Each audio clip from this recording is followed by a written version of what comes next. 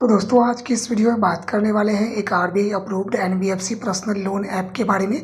अब दोस्तों इस ऐप को लेकर हमारे एक सब्सक्राइबर भाई कमेंट कर रहे हैं कि ये एप्लीकेशन जो है वो क्या वाकई में रजिस्टर्ड एनबीएफसी से लोन प्रोवाइड करती है या अदरवाइज 7 डेज़ वाली लोन एप्लीकेशन की तरह काम करती है। तो आज की इस वीडियो में हम पूरा प्रोसेस आपको लाइव करके दिखाने वाले हैं कि रियल में ये लोन ऐप किस तरह से काम करती है। तो चलिए दोस्तों हम चलते हैं प्ले स्टोर की तरफ। तो दोस्तों हम आ चुके हैं इस ऐप के अबाउट सेक्शन में। इस ऐप के द्वारा जो लोन प्रोवाइड की जाती है वो मिनिमम 5,000 रुपये और मैक्सिमम यहाँ से हम 2 लाख रुपए तक लोन ले सकते हैं। यहाँ से दोस्तों हमें लोन रिपेमेंट करने के लिए समय दिया जाता है वो मिनिमम 62 दिन और मैक्सिमम 12 महीने तक के लिए लोन प्रोवाइड करती है। वहीं पर बात कर ले इंटरेस्ट की तो बताया जा रहा है कि 0% से लेके 36% पर एनुअल के हिसाब से हमें यहाँ पर इंटरेस्ट लगाई जाती है। तो लोन अप्लाई करने के लिए हमारा एज मिनिमम 21 साल और मैक्सिमम 55 साल होनी चाहिए। वहीं पर बात कर ले अगर हम डॉक्यूमेंट की तो दोस्तों बताया जा रहा है केवाईसी डॉक्यूमेंट की बेस पर ही ये लोन एप्लीकेशन काम करती है।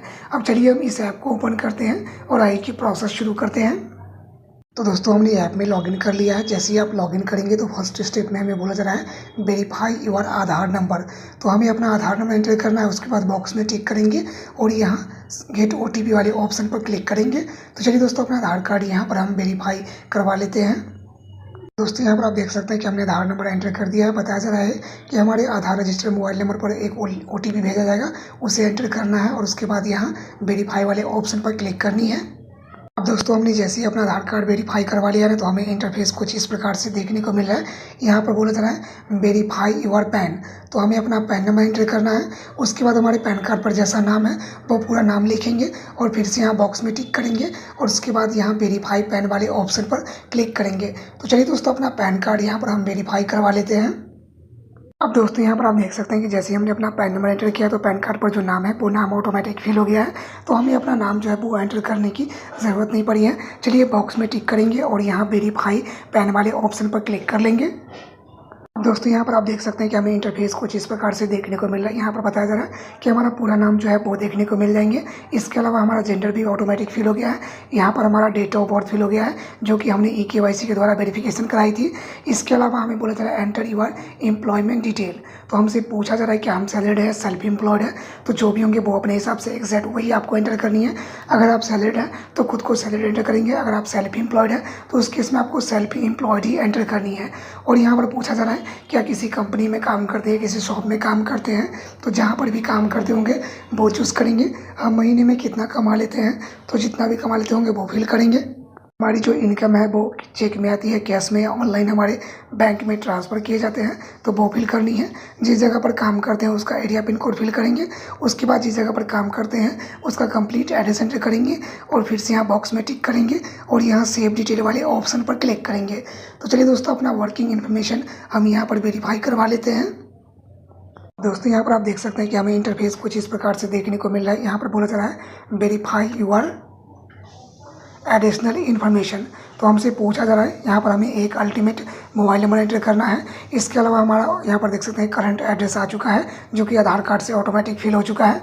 इसके अलावा हमसे पूछा जा रहा है कि हमारा करंट एड्रेस और परमानेंट एड्रेस दोनों सेम है। तो यहाँ बॉक्स में टिक करेंगे तो ऑटोमेटिक फिल हो जाएगी। अगर दोनों अलग अलग है तो आप चाहे तो इसे अलग अलग भी फिल कर सकते हैं। हमारे केस में दोनों सेम है तो हम बॉक्स में टिक करेंगे और उसके बाद फिर से यहाँ कंटिन्यू पर क्लिक कर लेंगे।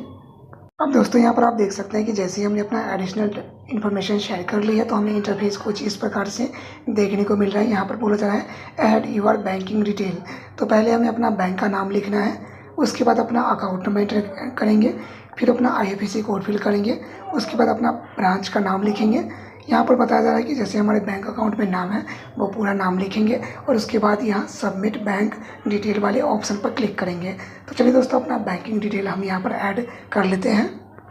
तो दोस्तों यहाँ पर आप देख सकते हैं कि हमने अपना जैसे ही IFSC कोड एंटर किया है तो बैंक का नाम और ब्रांच नेम ऑटोमेटिक फिल हो गया है और हमने अपना बैंकिंग डिटेल यहाँ पर एंटर कर ली है। चलिए इसे हम सबमिट बैंक डिटेल वाले ऑप्शन पर क्लिक कर लेते हैं। अब दोस्तों यहाँ पर आप देख सकते हैं कि जैसे हमने अपना बैंकिंग डिटेल वेरीफाई करवा लिया ना तो यहाँ पर आपको 2 ऑप्शन देखने को मिलेंगे।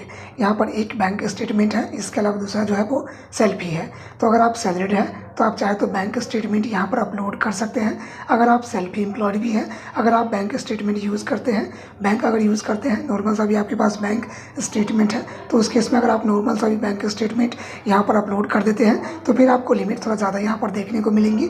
अगर आपके पास कोई भी बैंक स्टेटमेंट नहीं है तो फिर आपको यहाँ पर सेल्फी अपलोड करनी है और उसके बाद फिर से यहाँ सबमिट वाले ऑप्शन पर क्लिक करनी है। उस केस में हो सकता है कि आपको लिमिट थोड़ा कम देखने को मिले, क्योंकि यहाँ पर आप देख सकते हैं लिखा हुआ चुका है कन्फर्म ID सेल्फ एम्प्लॉयड। तो चलिए हम सेल्फ एम्प्लॉयड कैटेगरी में ही लोन अप्लाई करने वाले हैं और देखते हैं कि वाकई में एप्लीकेशन सेल्फ एम्प्लॉयड में लिमिट प्रोवाइड करती है या नहीं करती है।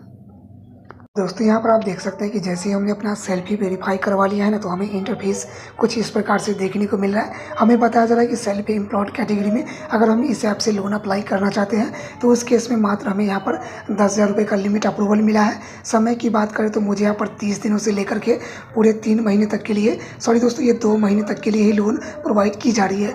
अगर हम मान लीजिए 10,000 रुपये का लोन अमाउंट लेते हैं तो पूरे 60 दिनों के लिए हमें यहाँ पर समय दिया जाएगा। अगर आप सैलरीड हैं तो उस केस में हो सकता है कि आपको लिमिट यहाँ थोड़ा ज़्यादा देखने को मिलेंगी, लेकिन हम सेल्फ एम्प्लॉयड कैटेगरी में ही अप्लाई किया है, इसीलिए मुझे थोड़ा लिमिट यहाँ पर कम देखने को मिला है। अब मान लीजिए कि 10,000 रुपये का लोन अमाउंट लेते हैं तो हमारे बैंक खाते में कितने आएंगे, टोटल हमें कितना रिपेमेंट करना पड़ेगा। तो यहाँ पर आप देखेंगे तो ये बताया जा रहा है कि 11,302 रुपये का टोटल अमाउंट जो है वो रिपेमेंट करना पड़ेगा।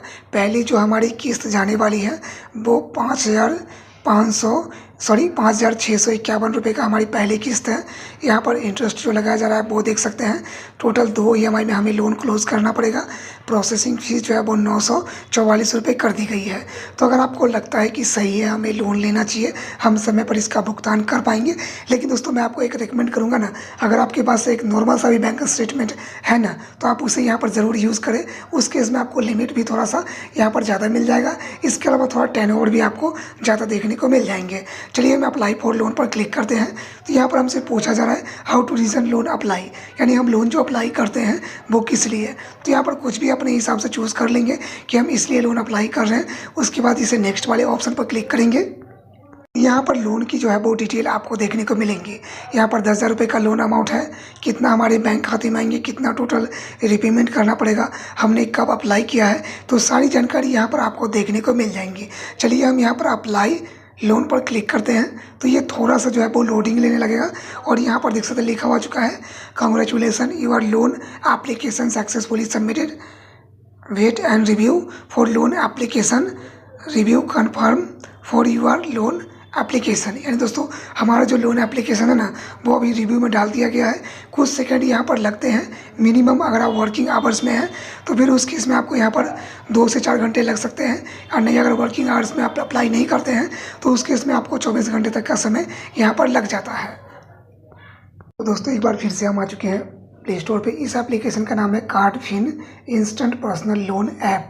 अब दोस्तों ये ऐप जो है वो वाकई में रजिस्टर NBFC से लोन ज़रूर प्रोवाइड करती है, लेकिन इस ऐप में 2 दिक्कतें हैं। एक तो हमारे पास एक नॉर्मल सा भी बैंक स्टेटमेंट होना ही चाहिए।